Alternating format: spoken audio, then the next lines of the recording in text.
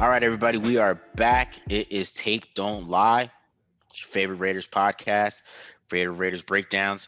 You guys, if you're new here, make sure you hit the subscribe button. Please subscribe to us. We are here to give you guys the best breakdowns you guys can find. So just make sure that you guys hit the subscribe button. Make sure you follow me and BD on Twitter. I am at the Mark John NFL. BD is at BD Williams 18. I'm almost catching BD. So if you want to follow me, BD's up about 400 on me. If you want to follow me and have me catch him, go ahead and do that. So, I didn't realize it was a race. I didn't realize is this it was not a race? bro. I was just a joke. Just a joke. Interesting roller coaster game. A lot of roller coasters, ups and downs. People upset. People upset the way that the game went. A lot of speculation. Did they blow the call? Did they tank the game on purpose? A very emotional game. I mean, the Raiders won though. So Raiders won. It was emotional roller coaster, very stressful game. And a lot of people attacked me because right after the game, I said that the Jets threw the game, and a lot of people attacked me for that. So I'll just say this, okay? Jets were losing in the fourth quarter. They ran 18 plays in the fourth quarter. 16 of them were run plays, which is very unconventional if you're losing a game. And the other thing about it was they were exclusively cover zero blitzing, on defense almost. So it's pretty questionable tactics to secure a victory at the end of a game. But it almost worked on him, but Raiders were able to triumph. So at least we got that W. Yeah. That's all I'll say about it. And the Raiders. I mean, I think the Raiders kind of just. They took the foot off the pedal. They allowed the Jets back into this game in the first place. I think they should have kept the offense going. I mean, a lot of this offense was a lot of shotgun spread this week. They were exclusive spread, barely under center all week, all game.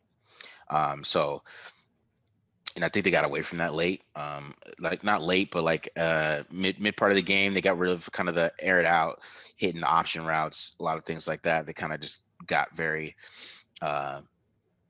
let's say conservative, and I think Carr gets conservative too. I think Gruden has coached Carr to get conservative when they're up 10, because Carr was throwing into tight windows, and then all of a sudden he wasn't. So that kind of tells me that that's probably coaching a little bit. So I think I think they. I mean, that's just Gruden's philosophy. I think he gets leads, and he kind of just decides that we're gonna try to go home here and not try to kill this other team. I mean, there's different ways to look at that, but it is what it is, I guess. So when it works, it was interesting though. It was an interesting performance. When it works, okay, when the Raiders are up and it's like third and fourth quarter and Josh Jacobs is running the ball down the other team's throat, it's brilliant, right? Everyone's like, yeah, Josh Jacobs putting the game away. But when the line is struggling to get traction and it doesn't work and they go 3 and out or whatever it is and they have to punt the ball, that's when people start getting upset about it. But think about the process, the method, not the end result. I know you hate it regardless, right? I hate it. No. Killed him. Let's go. Make this game 45-13, please. Let's go. 45-13. That's what we need. We don't need to mess around. Because I was saying, you mess around and then get back in the game and then you fumble and then, look around. Right. You know what I mean? I also think that it was interesting. It's proven now at this point. It's proven now at this point, okay, that the Raiders defense cannot be counted on to hold anyone, below what? How, except for maybe 2 games where they had some really great defensive performances, but you can't trust the defense. So score 40 points or have that mindset where we're going to air it out and, not try to coast through the third quarter or whatever it is, because you can't count on the defense at this point. It's guaranteed. So, Yeah, exactly. You can't count on them at all. And they shouldn't be counted on. You shouldn't expect them to make a stop. Like, I mean, when they make a stop, we're all happy, but we shouldn't expect them to make a stop at this point. I mean, it's been 13 weeks. I mean, if they can't stop the Jets, I mean, it's going to be rough. The offense has to show up every single game, to be honest. Because I mean, Yeah. the Colts aren't the Jets. Jets are one of the worst offenses in the league. I mean, if the Raiders shut down the Broncos, they should have shut down the Jets. I mean, it's kind of my Broncos are better at offense than the Jets, and they struggle. Jets. Adam Gase thoroughly outcoached Paul Guenther, like clinic status. So it's probably actually the best game plan. Clinic stuff. It's probably the best game plan anyone's had against the Raiders this year. Honestly, he took advantage of all of their principles on defense.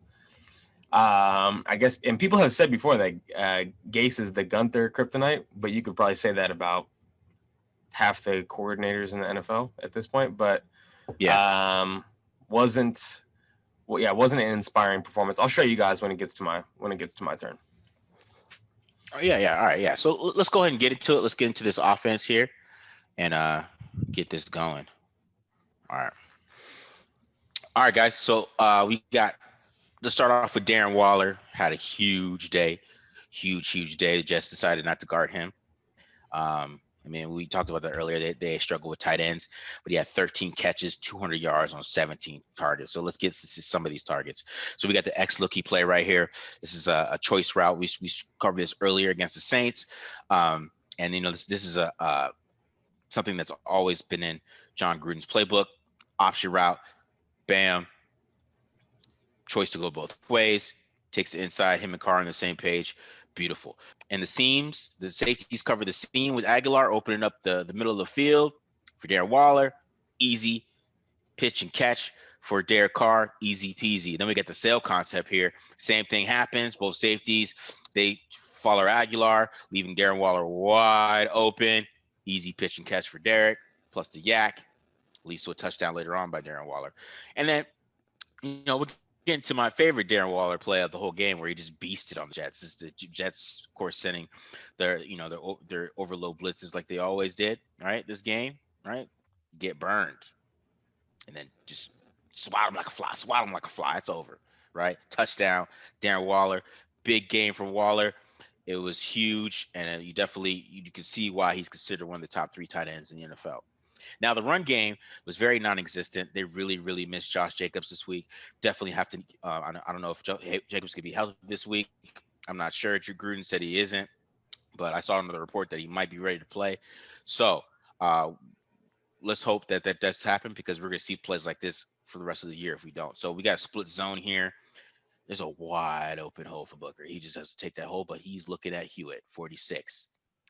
Instead of just running to that hole and making Hewitt tackle him, just dies for 2 yards. And this is right after a turnover where the Raiders could have got the ball back and right in the third quarter made a play. Right, here's inside zone right here.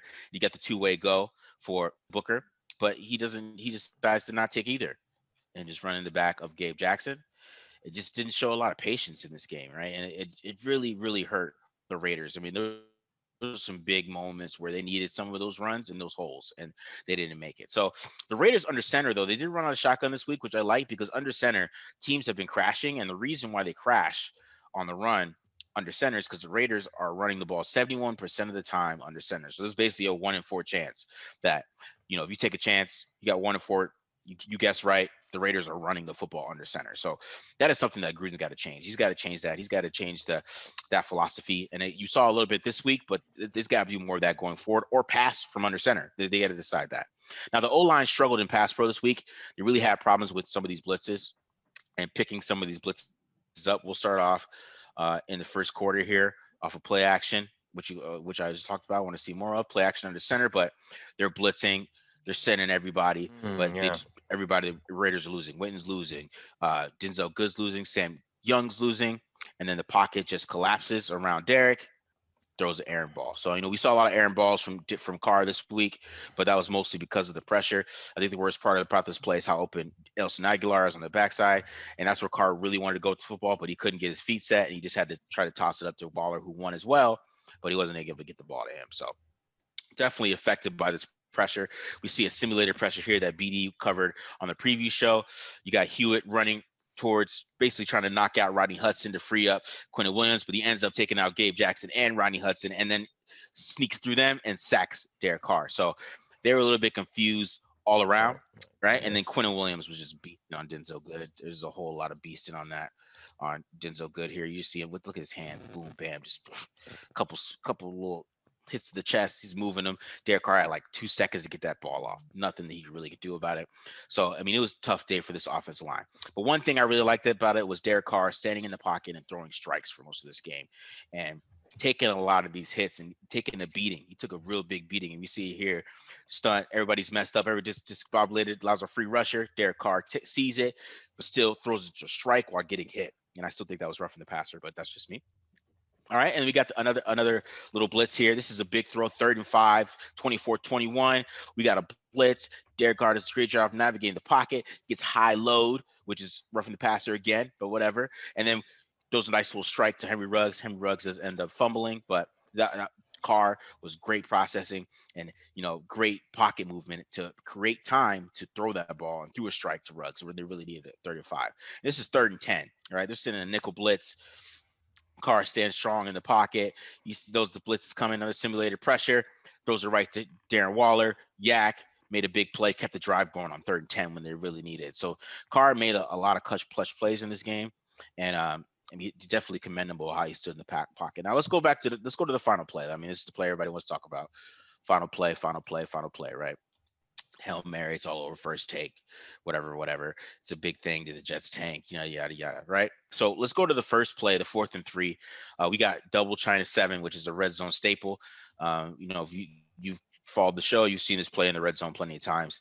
Nelson Aguilar is the main target on this one, right? And then Carr doesn't have the time, has to back up, throw it off his back foot, can't get to Nelson Aguilar. And, everybody's feeling terrible. We all thought this game was over at this point. But I want to bring up something to kind of foreshadow to the later on play here. So they're sending the same cover zero blitz they sent at the end of the game, okay? But the Raiders are a little bit confused here to pick it up. So they leave Hewitt wide open, easy hole for him to get pressure on Carr. Carr sees it, tries to buy time, but he just can't get everything on the throw to get to Nelson Aguilar, who won on his route. Now, the play before the Hail Mary, right? We get Nelson Aguilar beating these guys deep, but this is the typical coverage you usually see from a team playing late. But Aguilar beat them deep because the Jets just aren't that talented, and they almost got burned anyways, right? Almost got burned there anyways, and that's it comes back to this play. They just got burned. Greg Williams like, let's throw everything at them. Now, the name of this play, spear takeoff. Spear takeoff is the route that Henry Ruggs is running, which is a fake dig and then a go route with that, right? So that's the main key on this play. So now we start to see this play start to evolve. You kind of see the safeties are kind of in the same spot as before, but the linebacker and the safety start to creep up. So what does Derek Carr does? He checks to Darren Waller, right? You see that? He checks to Darren Waller, right? Gets into 7-man protection. Richard makes a check, right? They pick up the blitz. Derek Carr finds time. He throws this ball while it's 30 and it goes in the end zone. I still think if they throw it in for Renfro makes that guy miss. This is just dumb coverage. Anyways, touchdown. Henry Ruggs. But that was just such an awesome throw. You do that so early with so much anticipation, right in the money with the perfect arc. It was a throw, like it was a crazy throw. But the unsung hero on this play for me, I know a lot of people talk about Jalen Richard and Darren Waller, but it's Denzel Good. I think it's Denzel Good does not make this room for Derek Carr when Hewitt comes with his blitz. This play is dead, right? Look at that. He put everything into that block. And Darren Waller and Richard had good blocks as well, but he put everything in that block. He gave Carr the space to make this throw, and he just dropped the dime. It was just a dime. So it was a great finish to the final play. There's a lot to it. I think Greg Williams, didn't have a lot of respect for Derek. Ted Gwynn dropped an article about, some of the other things that he did against other teams. Some of the quarterbacks were like Drew Stanton and like Andy Dalton and a bunch of guys that are just running the mill guys. And a lot of fans, Derek Carr has his haters in the fan base and all that stuff, but I think a play like that kind of shows that Derek Carr is not like an Andy Dalton type of quarterback. I think it's more of a, you saw the athleticism there. He showed a lot of athleticism making time on that play, and him making that check. There's not. I mean, there's probably like 15 quarterbacks in the NFL that make that check. That make that correct check and see it. A lot of quarterbacks probably would see that and recognize it, but making explain what you mean to the fans. I agree that it's the most it's not a sexy part of quarterback play, and people don't realize this. Yeah. They get taken away by some of these young quarterbacks who have like fantastic arms, but like the biggest part of playing quarterback is getting the offense into the right pass protection, get them into the right play. Yeah. And so that it was definitely a great play by Carr to check to the protection, to buy the time, and then to make the throw. Everyone did their job. It was like the only time, correct me if I'm wrong, it was like the only time that they picked up a blitz that well all game was that final.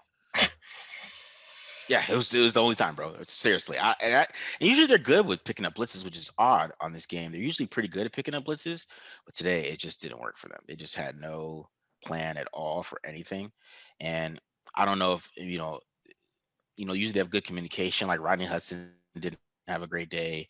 Either Gabe Jackson, Denzel Good had a really bad day until that last block. I mean, they all. The only guy that really had a good day that really just was unfazed was Colton Miller.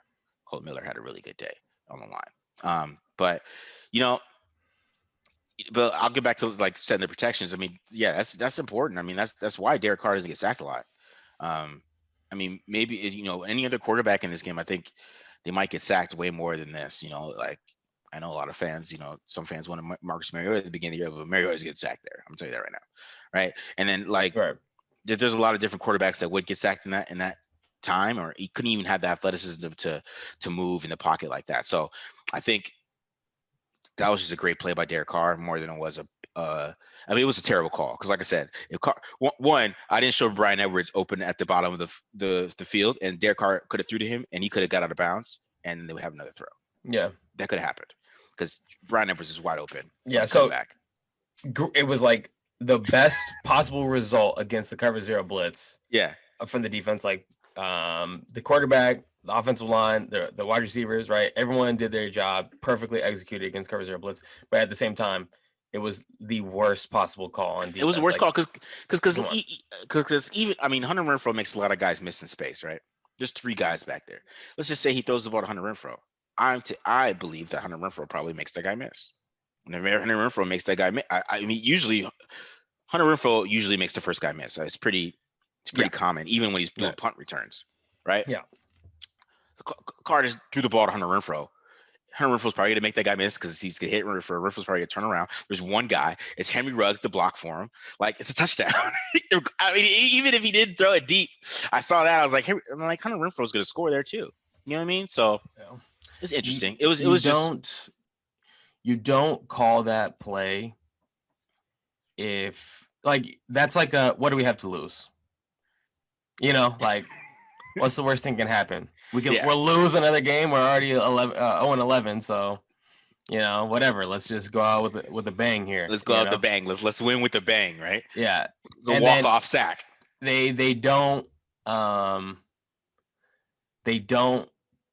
about this. Like they say, oh, why would Greg Williams do it? And we talked about it. Greg Williams probably clearly didn't respect Derek Carr. Yeah. And he has like a penchant for blitzing like late in the game. In those situations and not playing prevent defense. But still, Adam Gase was on the headphones. For people who are unfamiliar with like how the logistics of this, okay? Yeah. The defensive coordinator, the offensive coordinator, the head coach, they're all on the same frequency. They all have their, headphones in.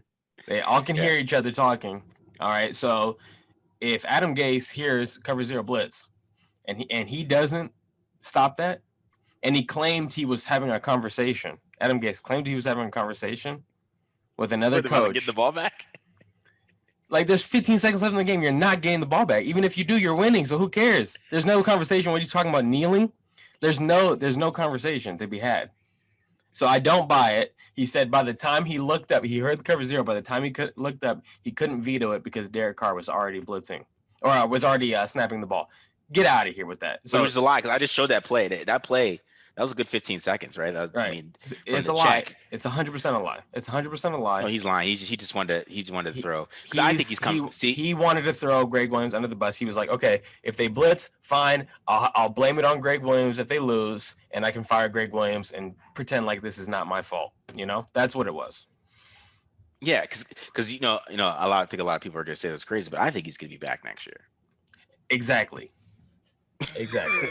I think he's coming back. I think that they've all have been in agreement. Like, okay, you know, we're gonna keep you. We'll get rid of Greg because I guess they hired Greg first. He didn't hire Greg, so Oh, I I don't think see. him and Greg are like they hired Yeah. Greg first Right. and then hired him and told him that Greg's your defensive coordinator, which I think is just bad organization stuff Clearly too. The same not. Al Yeah. Davis stuff, Smart. but Yeah. that's not smart. Let him pick his own defensive coordinator. But uh, so I think he's probably wanted to get rid of Greg for a long time. I think, and that just kind of this just gave him an excuse. So he might have probably heard it. He was like, "Yeah, that's dumb." And then so maybe Adam Gase, because maybe Adam Gase, we were talking about Greg Williams taking. Maybe Adam Gase heard that. He was like, "Wow, okay, all right." Right. So Greg Williams is getting the love, but Adam Gase he did have to clear that off. But so, some other notes I'll get into. I thought Aguilar was open a lot in this game. What you saying though? Everybody What was open. you were texting me offline? You were saying that they were doubling him a lot. Yeah, early, and then Waller went for 8 catches for 123 yards in the first half, and they didn't double him anymore. And they stopped doubling him. So, Okay, yeah. Yeah, and then he started getting targets. All his targets were in the second half, most of them. But the thing about him though is that he's getting open. So is Ruggs. I think Ruggs is getting open. Waller's getting open. Renfro's getting open. So they got 3 guys that are getting open right now, right? And I think and pretty consistently. Like it's not like they are. It's not like last year.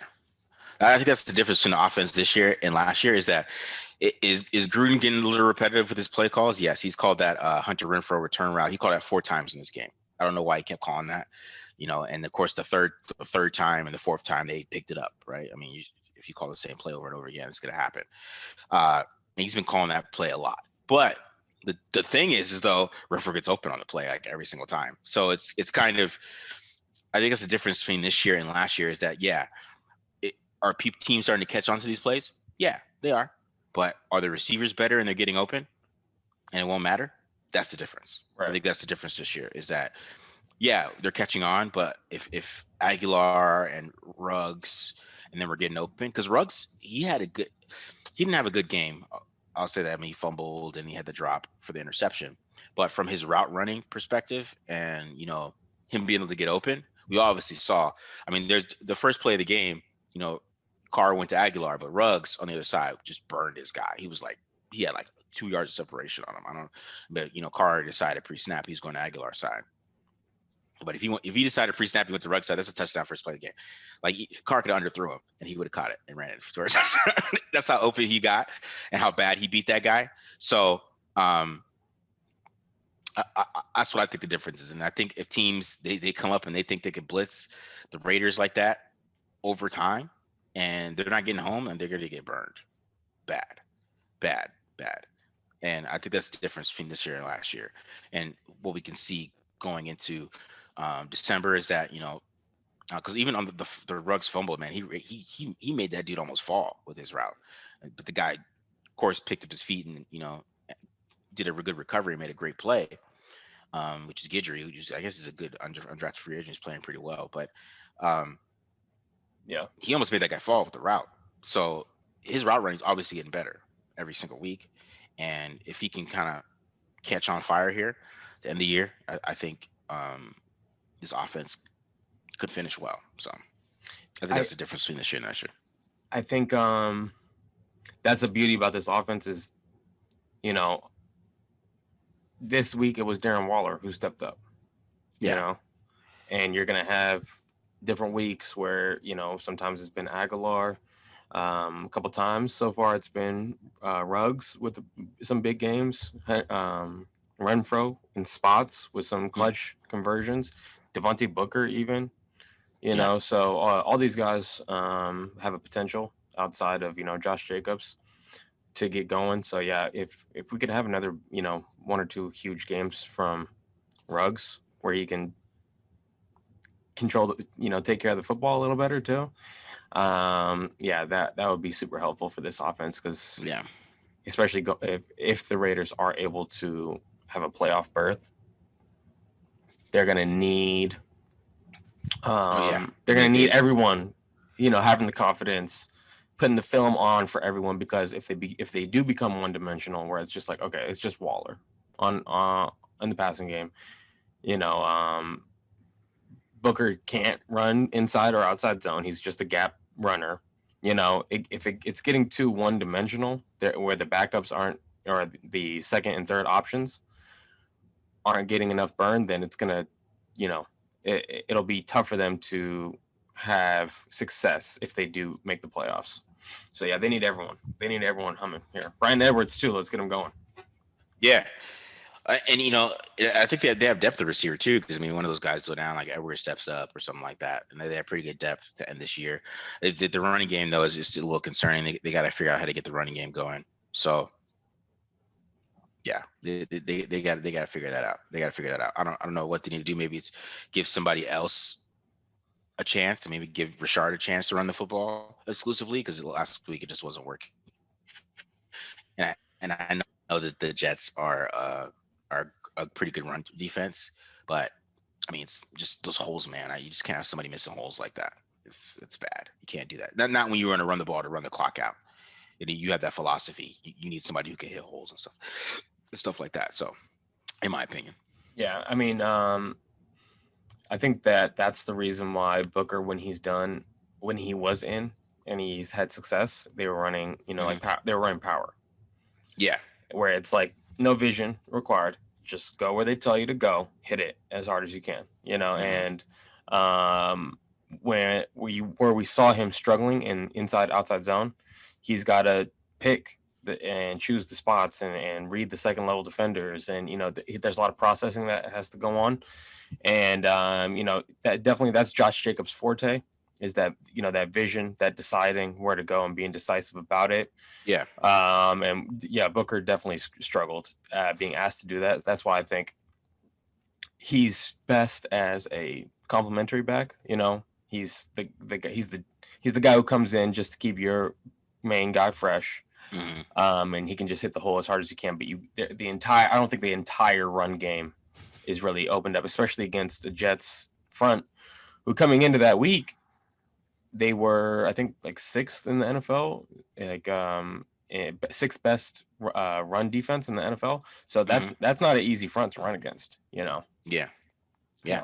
Exactly. So yeah, but they got to figure that out, because they, like I said, they still have some opportunities to get this run game going, and they couldn't. So yeah, I mean that's pretty much for the offense, man. I think they still had a good game overall.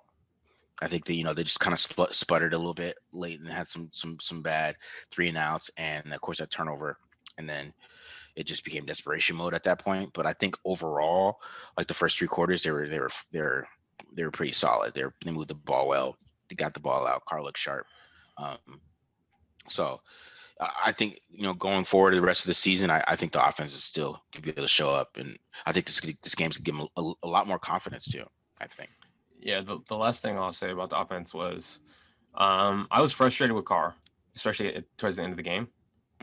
And I'm glad that you showed us how the protection was really failing on him, and he was getting knocked around a lot.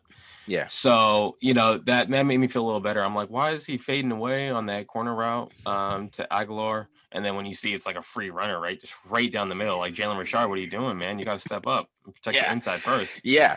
So those kind of things help add some context to the performance, at least.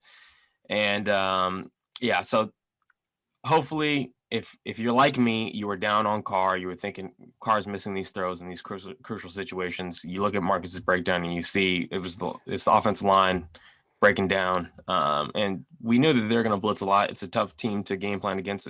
All their blitzes that they do, they have a lot of volume.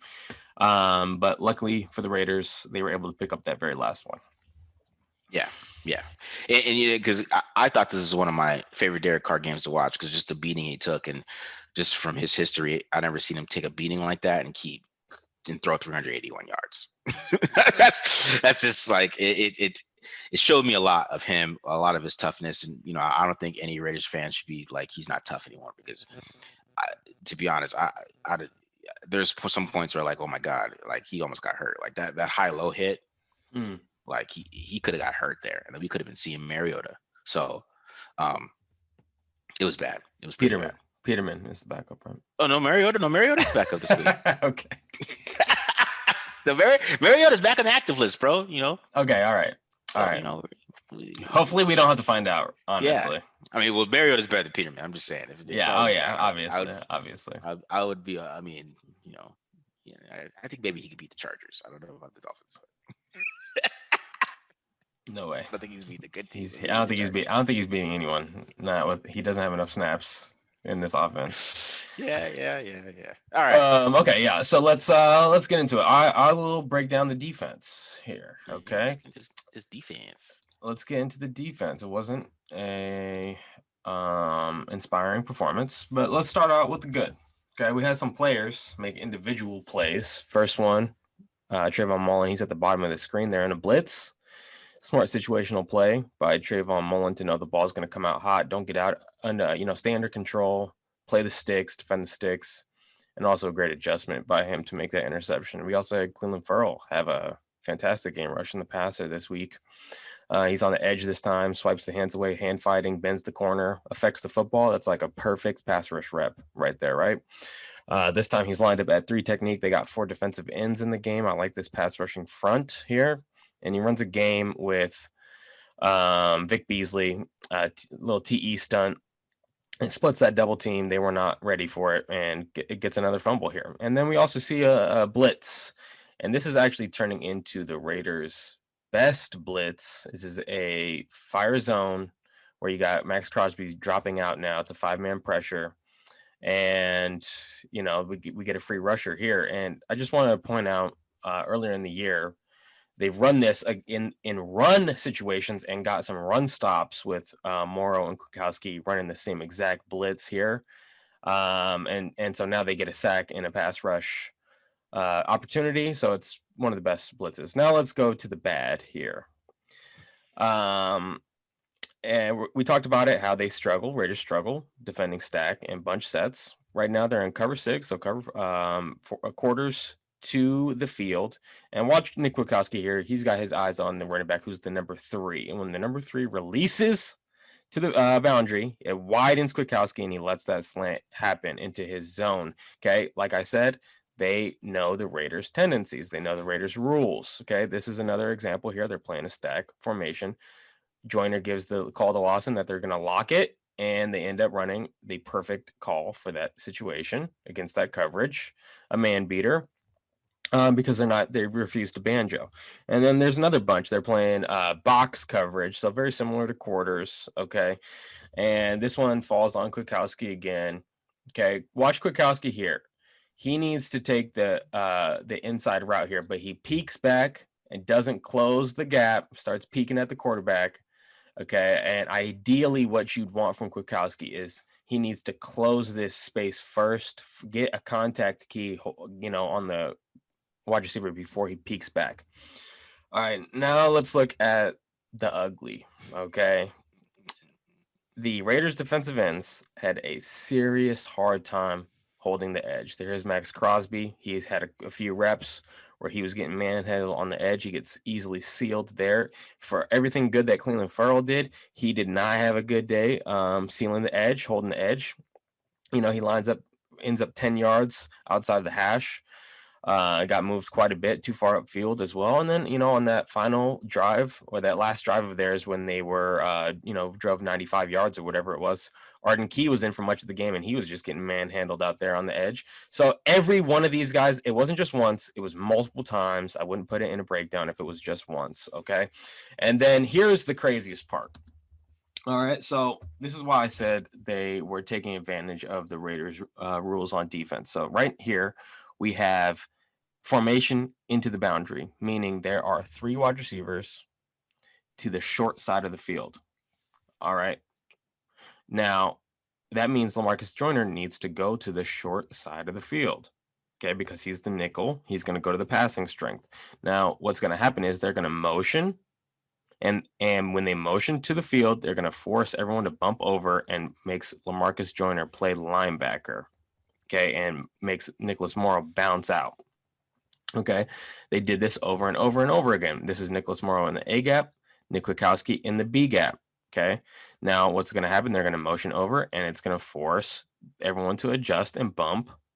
Okay, and now LaMarcus Joyner, again, he's a B gap player, basically playing linebacker at 5'8", 185 pounds. It's never going to work. Okay, for as good as a tackler as he is, you shouldn't be asking this guy to take on guards, obviously. And people are wondering probably, why didn't LaMarcus Joyner just run over and follow that guy? Well, we saw how they were taking advantage of the Raiders in bunch sets against man coverage, right? So you can't play man against these bunch sets. You got to start playing zone. And when they started playing zone instead of man, that's when they started putting the formation in the boundary and basically getting LaMarcus Joyner, making him play linebacker. So it was brilliant. They literally pulled out every stop in the book to take advantage of the Raiders defense. And unfortunately, you didn't really see much of an adjustment by Paul Guenther, especially reacting to the way that they were isolating Joyner and making him play linebacker. You never really saw an adjustment from him, unfortunately. So that's definitely something that the Raiders are going to have to take a long, hard look at. I think the Bills put formation into the boundary against them and took advantage of them, and the Bucks also did that as well. So this is definitely something that's, the book is out on the Raiders defense. When you put formation into the boundary, they have a hard time adjusting, and you can take advantage of their rules. So they got to figure this out. One last thing I'll say. Okay. I really wish that A, Corey Littleton was healthy, and B, like from COVID related, and B, I wish he was playing better, and it wouldn't be such a hard decision for the coaching staff to, are we going to put Morrow in, or are we going to put Littleton in? If Corey Littleton's in the game, you can put Corey Littleton to the passing strength in the boundary, and not get gashed so hard, Obviously, he's going to be better at stopping the run than LaMarcus Joyner is. Come on. Yeah. Okay, so I think that I think that that's part of the reason why the Raiders that weren't as flexible as they have been in the past, and having a counter to that adjustment that the Jets showed, is because Corey Littleton wasn't in the game for long periods of time. So hopefully he can, get his feet back under him soon and start getting better in this defense so that he can be out there for those situations at the very least. I'll just say that. Yeah. That was interesting. That was very interesting. It's kind of scary too. I mean, especially with the teams that we got coming up. The Colts can really, really, really, really, really, really, really, really run the football. I mean, that's kind of like their whole basis of their offense is they got three good ones. They got Hines, they got Taylor, and they got and even Wilkins is good. He's a good running back.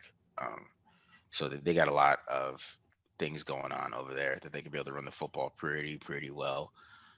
So I mean, and those rules, if they're that easily exploited, I think that's kind of scary going forward a little bit for how teams would run the ball. Because I think, I mean, you didn't show a lot of passing plays there.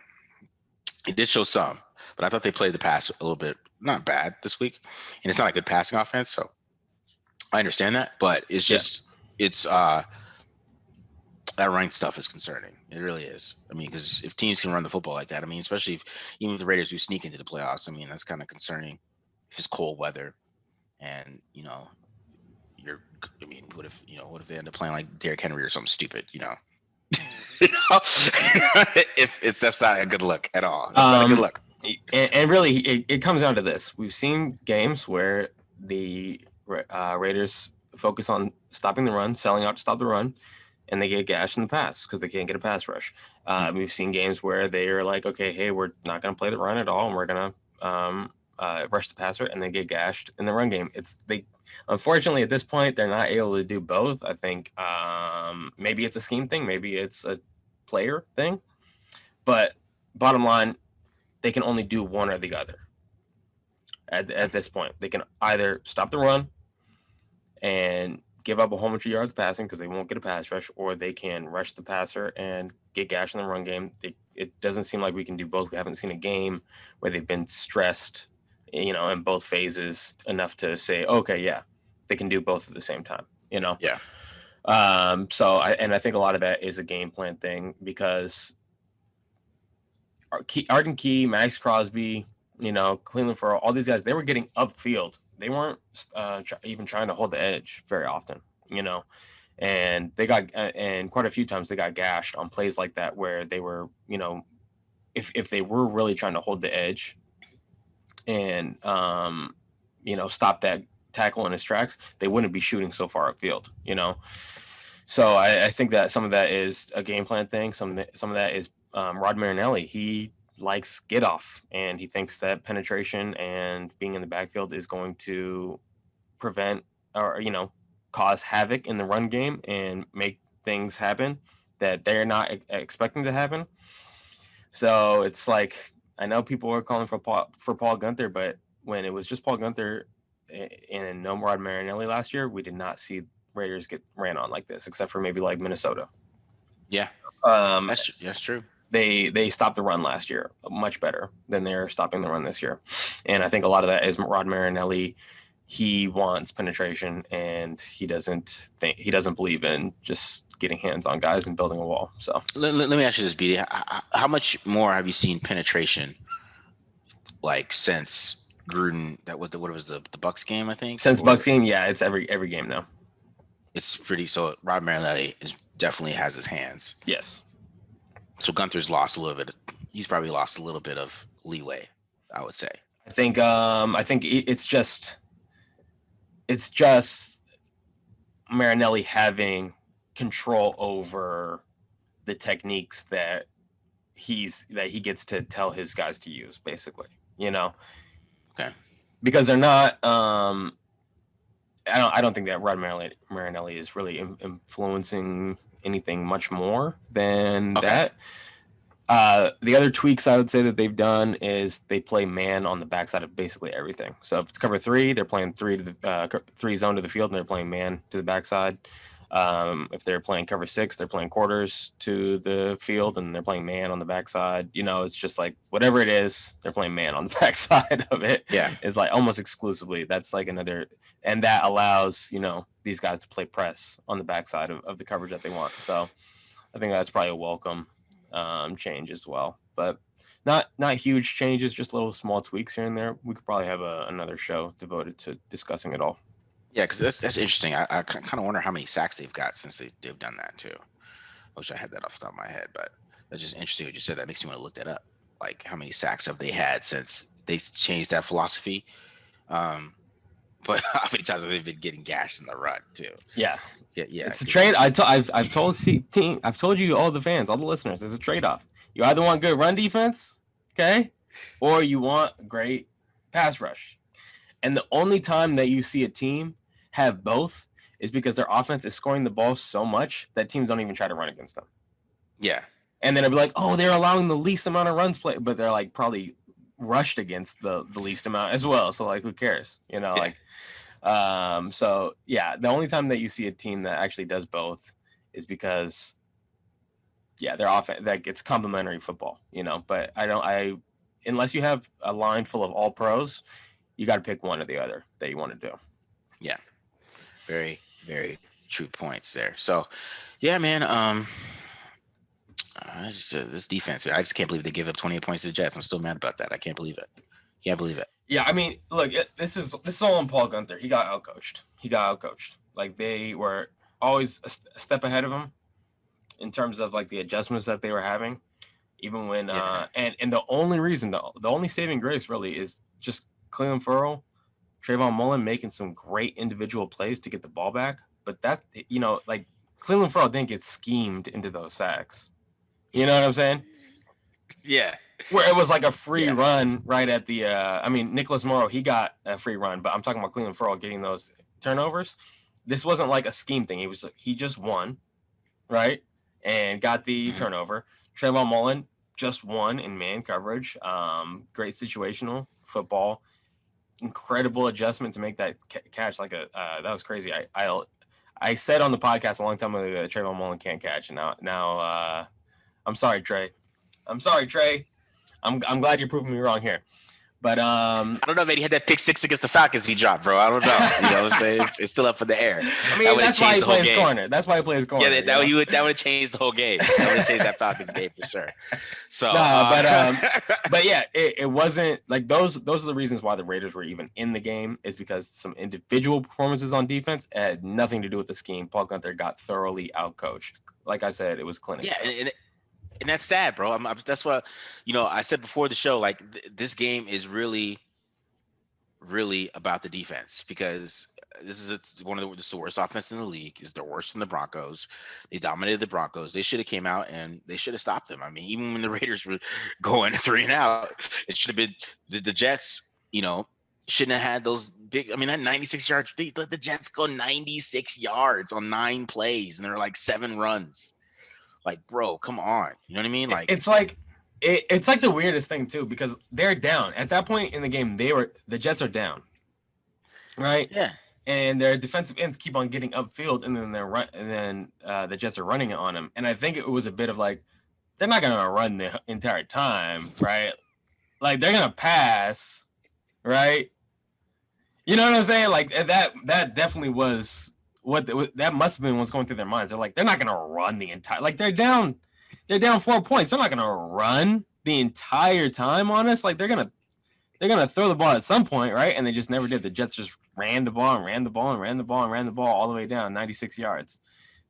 I've never seen a team go ahead like that in the fourth quarter, just running the ball. Oh, I was frustrated, bro. I was so frustrated with that. I've never seen that happen before. Frustrated. Outside of maybe high school football, never seen that. Yeah, so that's what I'm saying. Like, come on, bro. Like, call timeout or something, dog. Like, I don't know. I mean, I really wouldn't have timeouts in the game, but you gotta do something. But by the time they get to the 50 and they're just killing you, like, it's like, hey, timeout.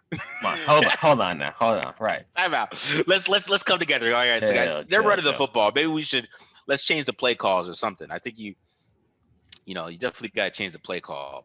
Like by midfield, I guess, right? You would think you'd be like, okay, they're running the football by midfield. Maybe we should change it, get them into 3rd and long, and force them to pass, because we were getting decent pressure on these 3rd and longs and stuff. So, yeah, man, I don't know, bro. It's not because that's people got mad at the offense. Oh, they should have kept scoring. I'm like, well, the defense should have stopped the worst offense of the league too, bro. Like, they should not have they put up 28 points, man. Yeah. The Jets put up 28 points. Can we talk? The Raiders won, so let's talk about it. The Jets put up 28 points on the Raiders. I think nobody's talking about that. It bothers the hell out of me. Like, yeah, everybody's talking about the Hail Mary and what happened with Carr. No, the Raiders defense gave up 28 points to a Sam Darnold-led Jets team that I don't think with Sam Darnold playing has scored more than 17 points. I haven't let you guys, don't quote me on that. You can go look it up yourself. But I think the 2 games were the 2 Joe Flacco games, they scored some points. Sam Darnold had like 3 touchdowns coming into the game all year, and he threw 2 and ran for 1. Threw 2. Oh, I mean, every time, like, if you only watched Raiders games and you didn't watch anything else, yeah, these last 2 games, you'd been like, Sam Darnold's like one of the best quarterbacks in the NFL, right? Like, the Raiders make that guy look like a Pro Bowler every time they play him. It's sick, bro. It's sick. I'm sorry. It's sickening. I actually think Sam Darnold is a good quarterback. I do think that he has a lot of talent. And he's still a young guy. But it seems like the most UFC talking in you, bro. Yeah, it definitely is. But the most success that he has is against the Raiders. Like who else is he looking good against? I mean, he's like sitting there on the bench, like, I'm seeing ghosts, coach. Like, you can't play well. The vast majority of the times he's playing, but then when he plays the Raiders, he's like balling. I don't get it. Yeah, you're like Darnold with like a high end when to kill Harry. Like, I'm not giving up on the kill. I can't. I'm not giving up on him. I still think he can do it. He hasn't separated once the whole time in the NFL, but I believe he's gonna get it. He's gonna get it. Yeah, right. It must be when I see the Sam Darnold do this to the Raiders. I'm like, nah, he's good. He's just, the coaching. That's what's bad.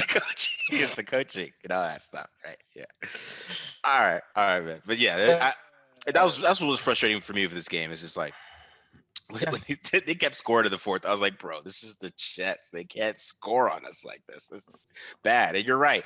They were moving the ball like crazy, and they didn't have those turnovers, man. Raiders had no chance. I mean, if they didn't have those turnovers, that could have turned into like closer. The result would have been closer to what happened last year. You know, if the Raiders Especially don't with get Derek those Carr getting his turnovers. butt kicked too.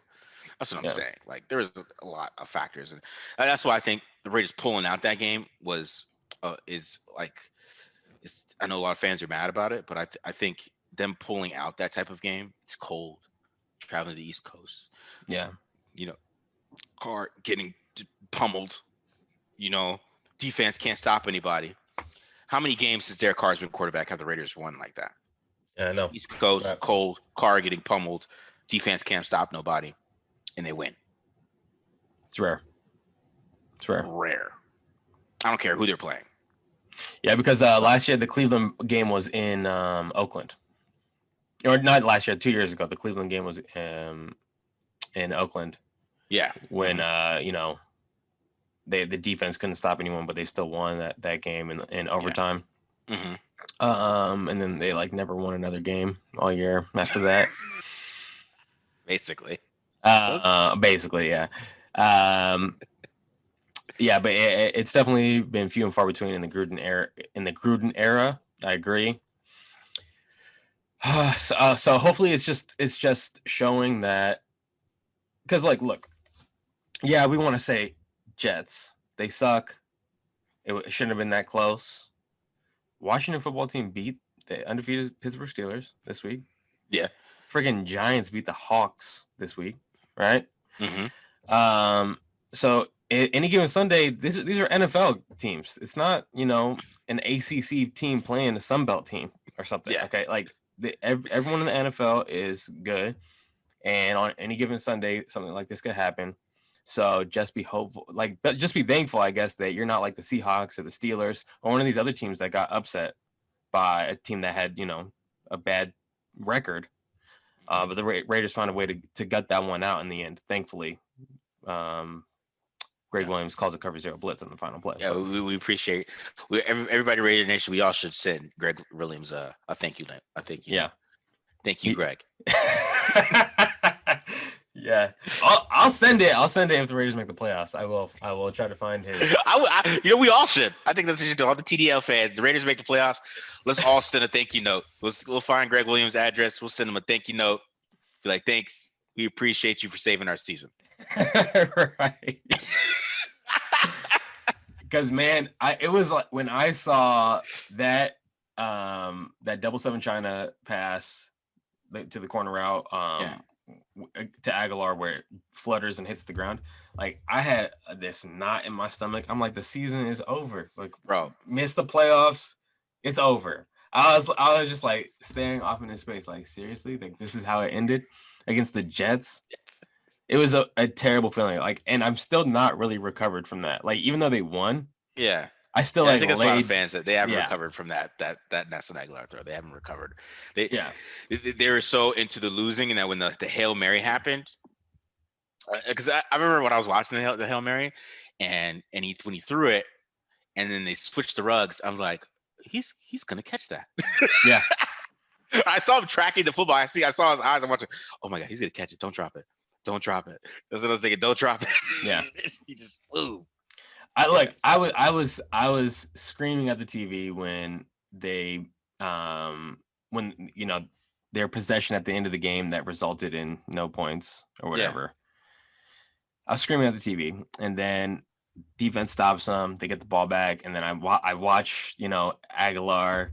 That one to Aguilar where he misses Aguilar, and I'm just like, okay, how is this even possible? Like that they even got the ball back, and then like I was still so upset that when Henry Ruggs caught the touchdown, I just confirmed that there were no flags. I turned the TV off and went upstairs and laid down. Like I did not celebrate at all. Like you were me, bro. I ran around circles in my house, so you're different than me. Bro. I did not celebrate. I did not. I ran around in circles, like I couldn't believe it happened. So I was like, oh my God, we won. So I was so emotionally drained from that one. I still am, honestly. But But before we go, I just want to talk about this. Can we talk about why the hell John Gruden ran the ball twice? I think it was because he didn't want to score with a whole bunch of time left on the clock. He wanted to take some time off the clock. I couldn't stand it, bro. I did not. I'm pretty sure that's why. And the craziest part about it is then after that they had like a beautiful play where Carr escapes, second reaction play, scramble drill, hits Renfro almost exactly like the way that the Detroit Lions game was won last year, right? Mm-hmm. And that's exactly what I was thinking. I was like, oh, they won it just like they won Detroit. And then you saw that there was a flag. And I'm thinking, okay, it's on them. But then we saw Gabe Jackson with the hold. Yeah. Right. So did the Jets stop the Raiders? No, the Raiders stopped the Raiders. And then, yeah. So it was like weird play calling, holding that called back a touchdown, and then a really bad pass to Aguilar. So the Jets really didn't stop them when they got down there. It was the Raiders. It was the Raiders, bro. That's what I'm saying. Shooting themselves in the foot down there. I would have been on the show killing John Gruden for those 2 runs if they didn't win that game. I would have been on this show just killing him for about 15 minutes because I thought that was crazy. I'm like, bro, one, I think you're adding more things that could happen because, Jalen Richard could fumble. Anything could happen, which I think he did on one of them. I think he fumbled. Yeah, and then Hudson dropped back on it. And Waller was just like, I've done all this to lose. There's so many things that could happen just from running the football from that point, and I think that's especially because you don't have your bell cow. We're talking about Jalen Richard here. Like he's like, what are you doing? A third down back. Like he ran with Theo Riddick earlier in the drive. I was like, what are you doing? Right, bro. I'm sorry. Anyways, all right, guys. All right, then, guys. Make sure you hit the subscribe button. Check us out every week. Hopefully you like these breakdowns this week. We're gonna hit you with the preview for the Colts. Definitely a tough matchup coming up. The Colts are a good football team, but we've already seen the Raiders can beat anybody in this league. So we'll see how that matches up. We'll give you a good little preview with that. So make sure you hit the subscribe button, hit the like button, leave us a comment. At the Mark John NFL on Twitter is me. At BD Williams 18 on Twitter is BD. So make sure you guys follow us there, and we're out. All right, Raider Nation. Until next time.